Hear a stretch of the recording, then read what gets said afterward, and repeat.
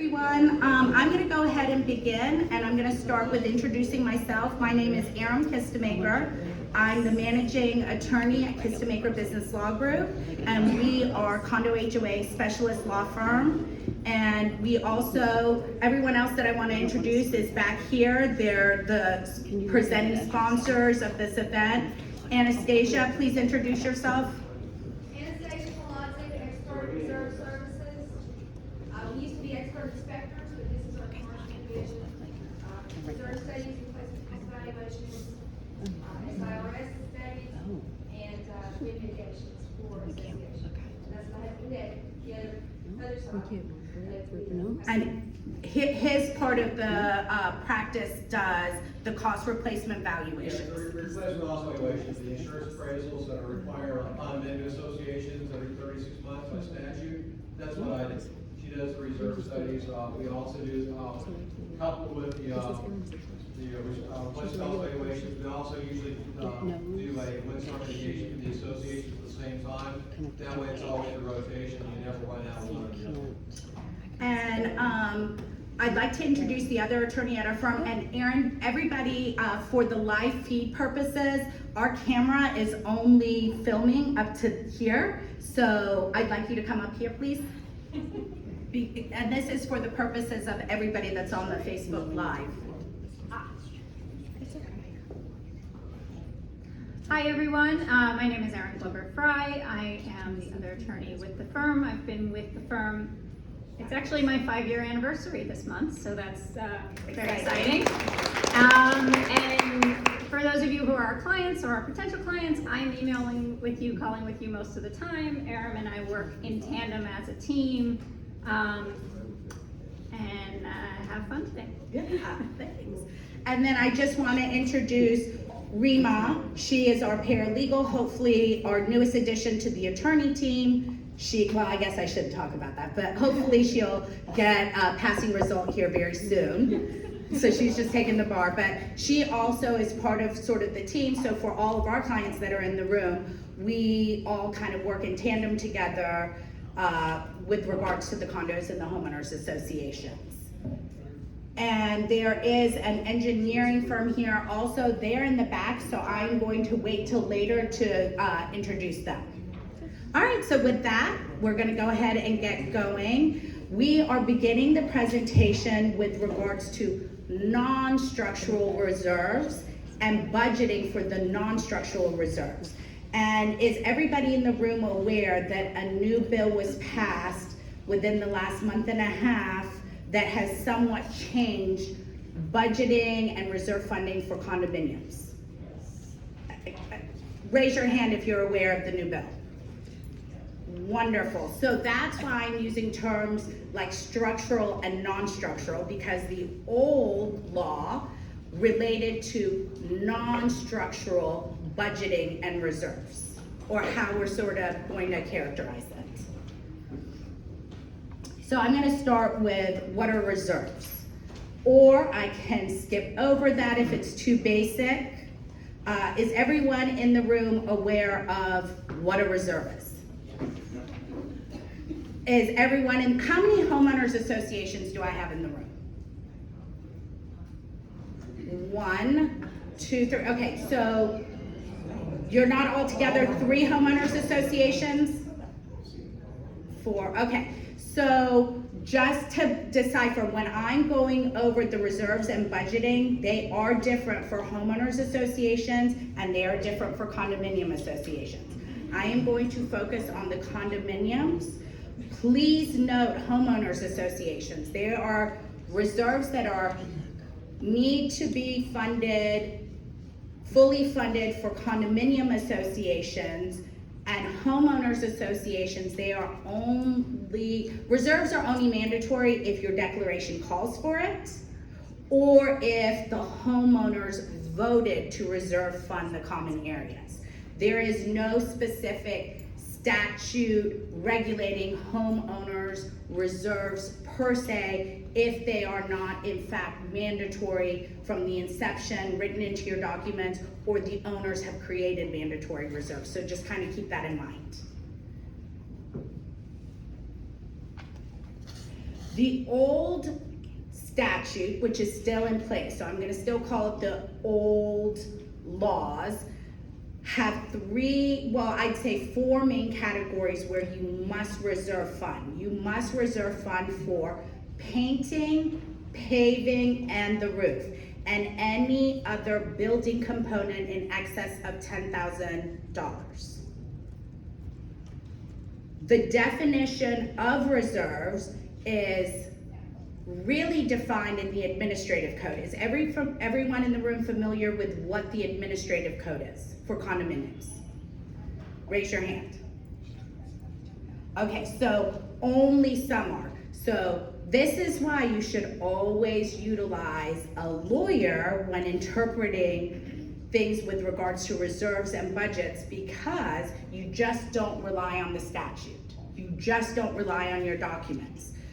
And you kind of have to read them in tandem, and then the administrative code comes into effect. The administrative code has been written by the division. Is everybody aware of who the division is in the room that are condominiums? The division is the administrative entity that regulates condominiums. So they also have an extensive code that must be followed when it comes to reserves and budgeting. And in fact, the regulations are much more detailed in the administrative code. Oftentimes, boards are not familiar with the administrative code. Reserves are more particularly defined, and I've written out the rule 61B-220015.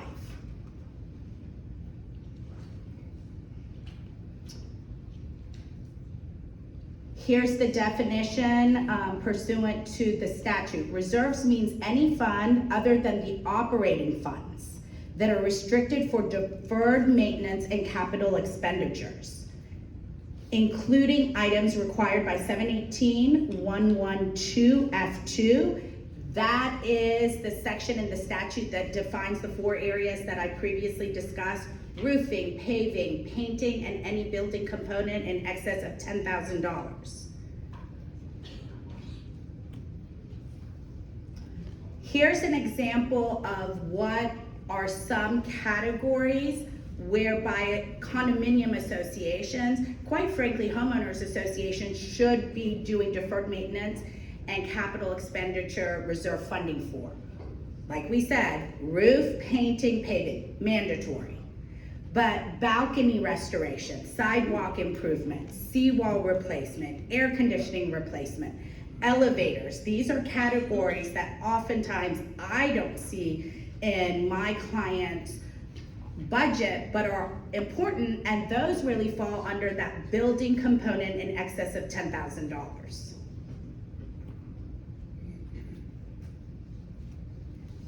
Where the reserve specialist company comes into tandem with sort of the analysis of your budgeting and your reserves is right here. Who helps the association determine these categories? Who helps the association determine when a building component's deferred maintenance or capital expenditure would be in excess of $10,000? That's when you go to a company like Expert Reserve Services. They are professionals, they're trained in this area, and they help you determine this, and that's what's laid out in your reserve study. So it is important that you determine the purpose of each reserve item maintained by the association. So that's actually a very important sentence. Oftentimes, associations begin budgeting without actually doing an analysis of their documents. It is very important for a condominium homeowners association to determine from the inception what items are they even responsible for maintaining, repairing, and replacing. Oftentimes, I've seen some condominiums, they just have determined because for years somebody said, hey, it's owner's responsibility to maintain the sliding glass doors, the windows, and things that are maybe limited common elements. But in fact, when you go and read the documents, it's actually the association's responsibility. And because the association was advised maybe incorrectly, they have no budget for it. And it's not something that you can just say, oh, well, now we're not responsible because the declaration states you're responsible. And now you're way underfunded for those items. So very important. It is important that the association determine the purpose of each reserve item maintained by the association. It is also extremely important that your bookkeeper and manager keep a list of the line items for which you are reserve funding for.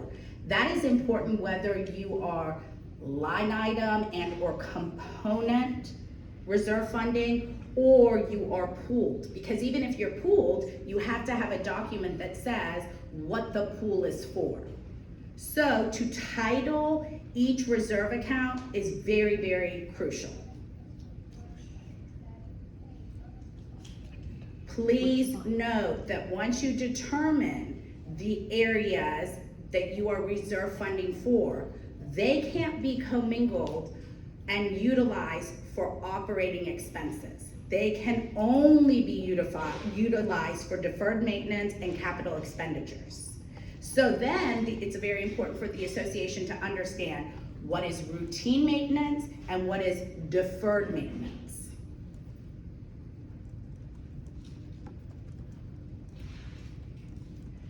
I'm going to go over the important definitions now. Deferred maintenance means any maintenance or repair that will be performed less frequently than yearly and will result in maintaining the useful life of an asset. So this is a very important definition to circle. If you're self-managed board members, circle this definition. And for the managers that are in the room, this is very important because this is what the boards are going to rely on you to determine if you're assisting them with the budget. So very important. As an example of a deferred maintenance reserve, painting a building, so we'll use painting as an example. Painting a building is usually done less frequently than annually, and it results in maintaining the life of the building. That is why that's considered deferred maintenance. But if you're just on a yearly basis filling some cracks and the like, and you're doing that yearly as yearly maintenance, then that's not gonna fall into this reserve category, and your operating funds need to be utilized for that and not your reserve funds. Is that sort of clear to everybody? Okay. The other definition, so remember, reserve funds are for deferred maintenance and then capital expenditures. Both definitions very important. Now we're gonna go into the definition of capital expenditure. Capital expenditure means any expenditure of funds for the purchase or replacement of an asset whose useful life is greater than 1 year, or a repair to an asset that will extend the useful life of the asset for a period greater than 1 year. So you're seeing the common theme. This 1 year period is extremely important. And again, I don't think the board should be making that determination. I think you need to utilize experts, reserve specialists, to help you determine that longevity and that 1 year period to define what is in fact deferred maintenance or routine or capital expenditure or routine. Very important. An example of a capital expenditure is the purchase of a swimming pool heater. The association may pay for this expenditure with funds from its reserve account titled pool heater purchase.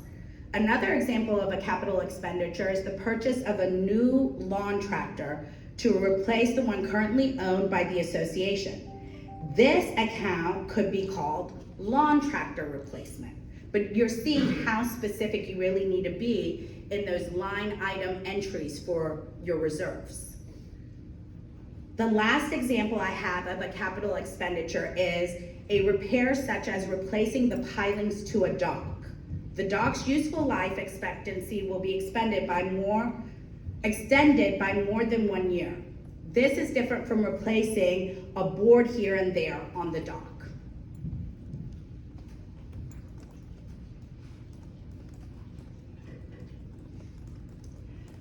It is important to clarify the purpose of a reserve at the time it is created. If a reserve entitled tennis court resurfacing were established, then the funds in this reserve should not be used to replace the lighting system around the tennis court. You have to specifically utilize it for what it's delineated for. So sometimes you may want to somewhat broadly define things, and maybe you would want to have the category just be tennis court deferred maintenance rather than doing tennis court resurfacing, because then you could use the money in a broader sense.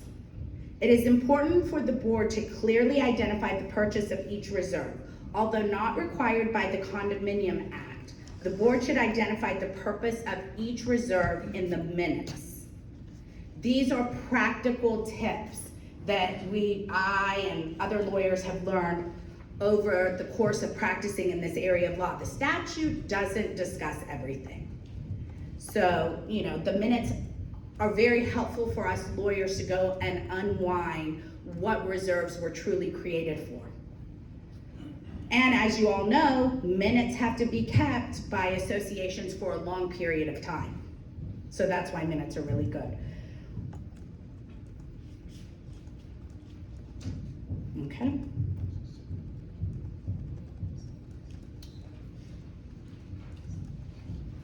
As I stated earlier in the presentation, the association is required by statute to establish reserves for roofing, painting, paving, and any other deferred maintenance or capital expenditure item expected to cost more than $10,000.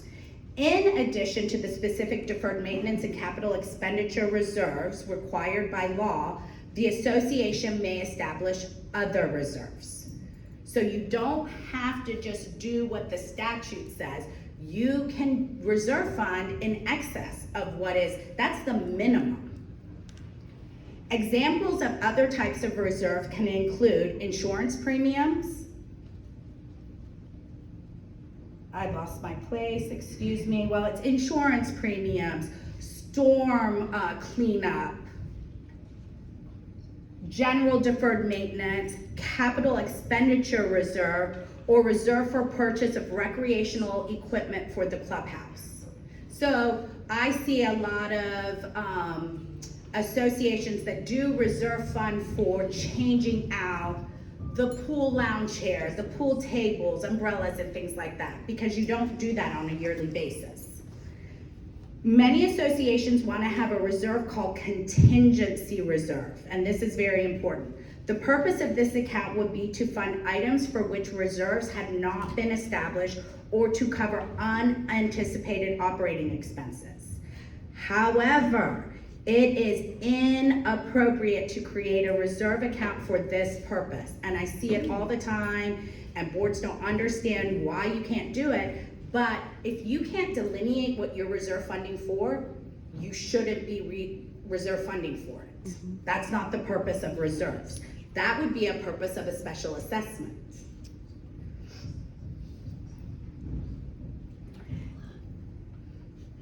The reason why you can't do that is it is not proper under the law to create a reserve account for a purpose that is not known. Consequently, the account does not meet the definition for a reserve, and that's why it's not allowed. However, the association can create a reserve for general deferred maintenance. So not for contingency, that you can't do a contingency reserve, but you can utilize it for general deferred maintenance. So it's just a sort of change in the verbiage. And also for general capital expenditures, because that is allowed under the definition.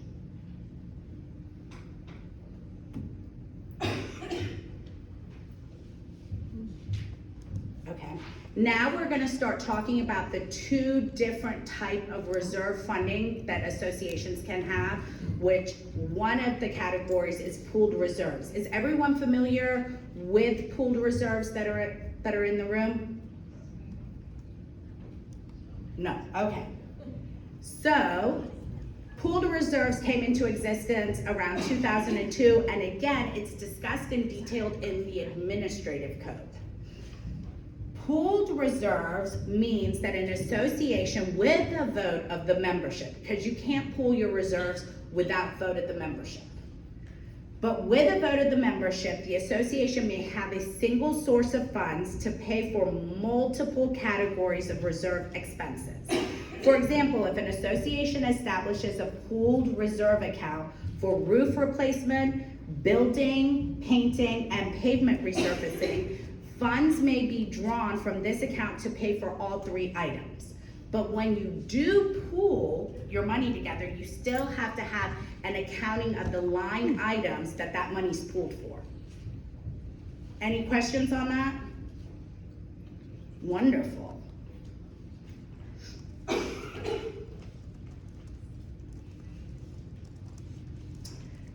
Unit owner, as I just stated, unit owner approval is required in order to use pooled funds to pay for any expenses that are not allocated to categories in the pool. Does everybody understand that? Question.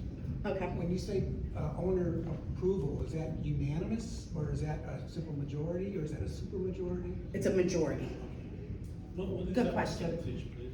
Now, for HOAs, it's gonna be dictated by your documents, and statute says majority. Even in condominiums, remember, you can be more restrictive than the statute. That's a minimum. You just can't be less than. So, again, I'm speaking to the statute because I don't have everybody's documents memorized, and some are not clients in the room. So always speak to your attorney, review your documents to determine if it's a majority, but statute says majority. That may not be applicable to your association though, because it could be more than. Did you have a question? Sir? Any other questions? I thought. Once you have that vote to pool your reserves, is it a one-time vote, or do you have to do it each year? One time. One time.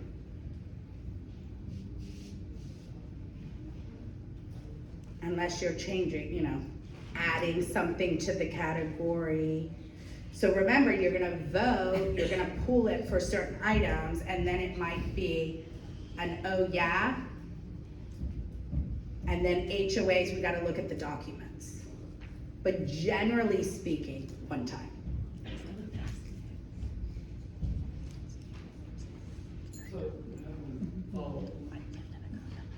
So if you have a pooled reserve account and you have, let's say, roof, pool furniture and whatever, 3 things, and you have those line items and those are pooled reserves, can you also have line items for other reserves that are more specific just to one item? I'm not understanding your question, I'm sorry. Can you have a pooled reserve account for 3 items? So the answer to that is yes, correct? I understand what you're saying. You're almost asking, can you have pooled reserves and the line item for other items? Correct. Interesting question. I would say no. So either you pool Well, reserve. who just said no? I don't know how you would separate the two. Right, but again, boards, be careful with that. I assume you're a board member, right? You're a Kim? Be careful if you're not lawyers in the room to give that kind of advice, because that gets board members in trouble.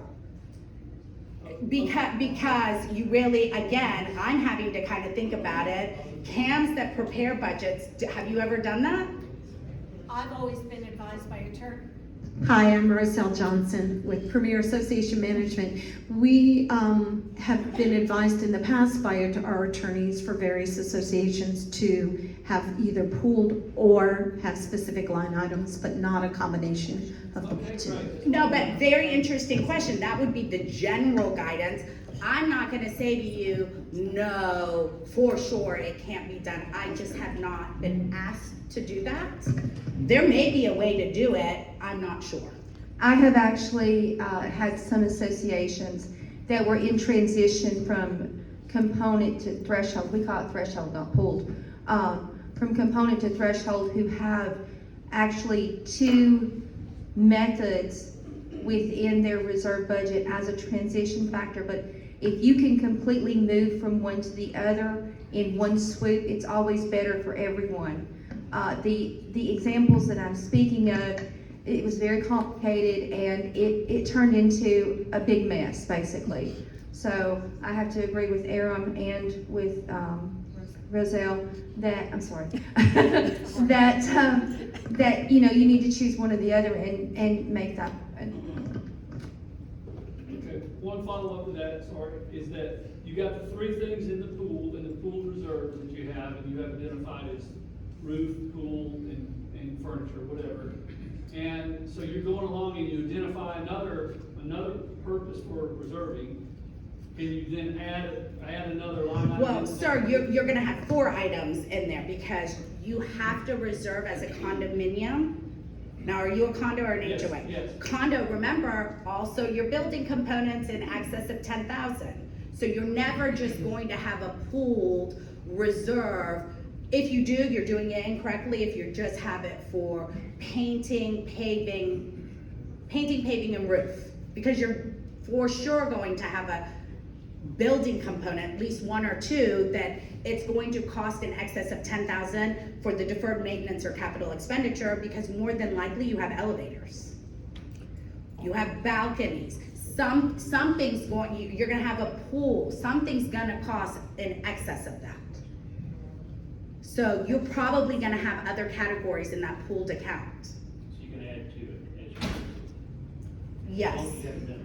Yes, but you may need an owner vote to add those other categories to pool, because you must have unit, does that make sense? So that's why we're saying, that's why we're saying there could be instances, how Anastasia explained it, you may have an instance where owners didn't vote to pool every one of the components, so that you end up in a transition where you have both.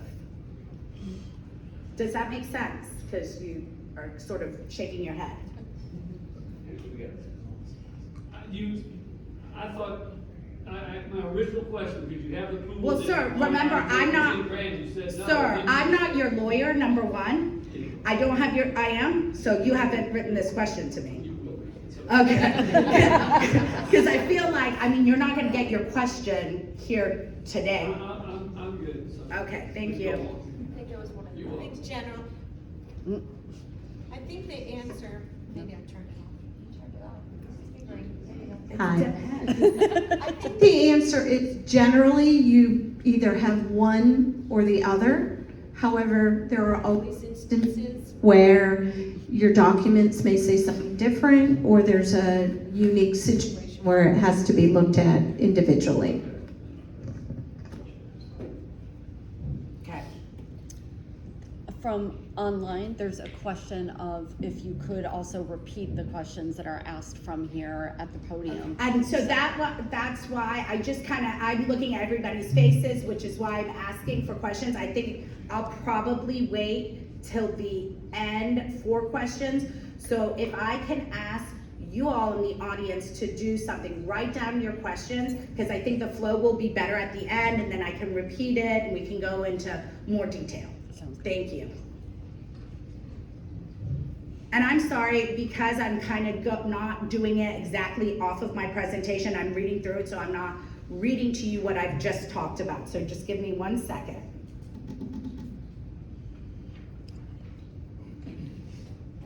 Everybody knows this in the room, but condominium associations' main source of income, and quite frankly, because we're not for profit, our only source of income should be the assessments collected from the unit owners.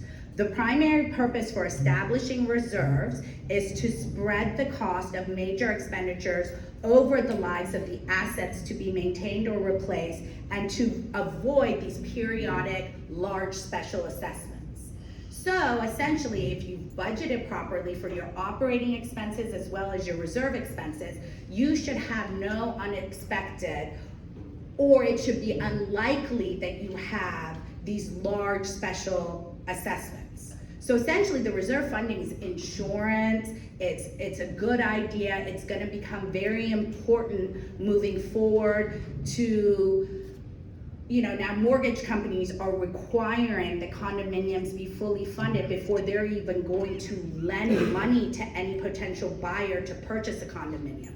Reserves have become extremely important. Homeowners have become extremely wise. Realtors have become educated and wise with regards to reserves. So this whole slide's just going into the importance of the reserves. And for board members to remember, you serve on the board to do what's in the best interest of the association as a whole, not what's in the best interest of you alone.